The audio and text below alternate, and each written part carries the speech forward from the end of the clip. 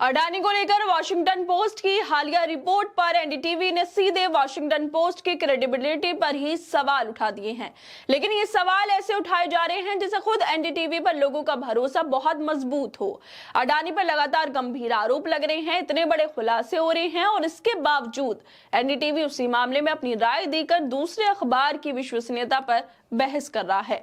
सबसे चौंकाने वाली बात यह है कि अडानी का अपना मीडिया चैनल अब खुलकर उसका बचाव कर रहा है, यानी जिस व्यक्ति पर गंभीर आरोप हैं वही अपने चैनल के जरिए अपनी रक्षा करवा रहा है।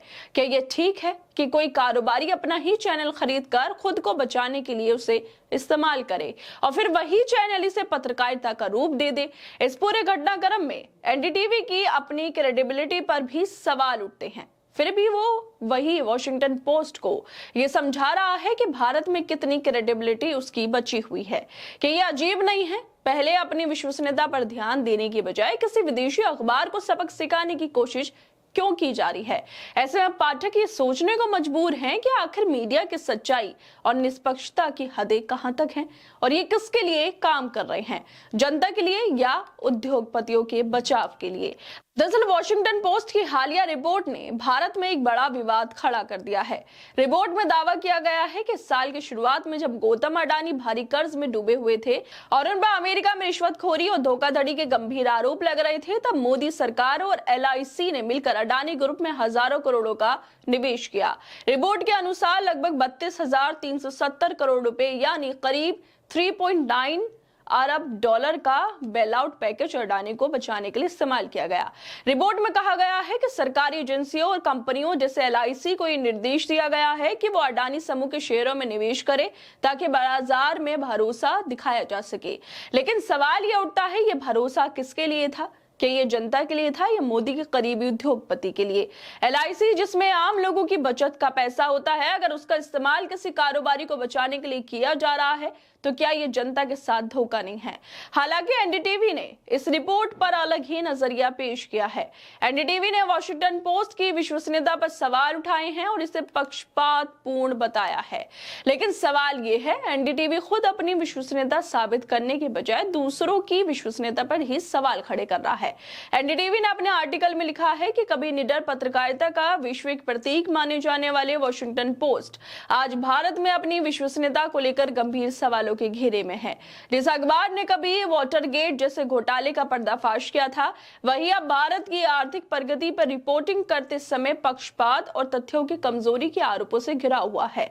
अखबार की अक्टूबर 2025 की रिपोर्ट की India's 3.9 billion plan to help Modi's mogul ally after US charges में दावा किया गया है कि भारतीय सरकार, वित्त मंत्रालय और एलआईसी ने मिलकर 33,000 करोड़ रुपए अडानी ग्रुप की कंपनी में लगाने की योजना बनाई। लेकिन रिपोर्ट में गुमनाम सूत्रों और अधूरे दस्तावेजों का हवाला दिया गया जिसकी कोई ठोस या सत्यापित जानकारी पेश नहीं की गई।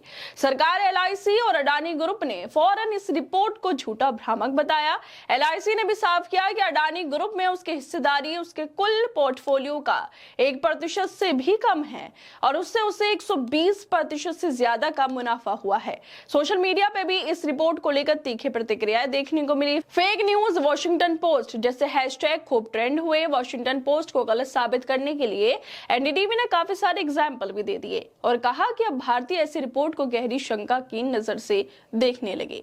मतलब अडानी के पास अपने ही मीडिया चैनल है, वही चैनल अब खुलकर उसका बचाव कर रहा है, जिसको लेकर जाने माने फैक्ट चेकर मोहम्मद जुबैर लिखते हैं कि बेनिफिट्स ऑफ आउनिंग न्यूज चैनल्स, मतलब खुद के चैनल का उस पर स्वामित्व होने के फायदे क्या क्या हैं।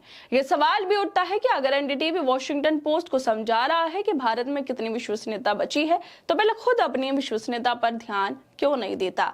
क्या ये नहीं अजीब कि अपने घर की सच्चाई की बजाय दूसरों की रिपोर्ट पर ही बहस की जा रही है? सोशल मीडिया पर भी कपिल नाम के यूजर इसको लेकर लिख रहे हैं कि अडानी के स्वामित्व वाला एनडीटीवी अगर वॉशिंगटन पोस्ट को भरोसेमंद होने का सर्टिफिकेट दे रहा है तो ये वैसे ही है जैसे अटटाई ऐप के डेवलपर्स सिग्नल और टेलीग्राम का एंड टू एंड इंस्क्रिप्शन सिखा रहे हो। अडानी को अपने ही चैनल का इस्तेमाल करना पड़ रहा है खुद को बचाने के लिए।